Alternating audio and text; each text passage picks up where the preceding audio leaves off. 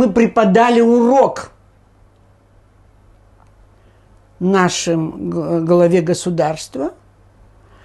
Мы высказали свое отношение к этой проблеме. И сегодня его задача сесть и подумать. Быть с народом, разделить и боль, и несчастье, и радость со своим народом, который его избрал. Или пойти по пути бизнеса. У него это очень хорошо получается. К сожалению, к моему несчастью, я не знала, что я выбираю бизнесмена. Я все же надеялась,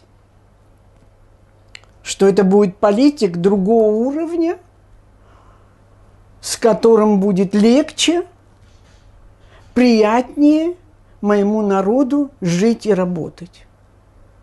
Но на сегодняшний день я вынуждена задуматься.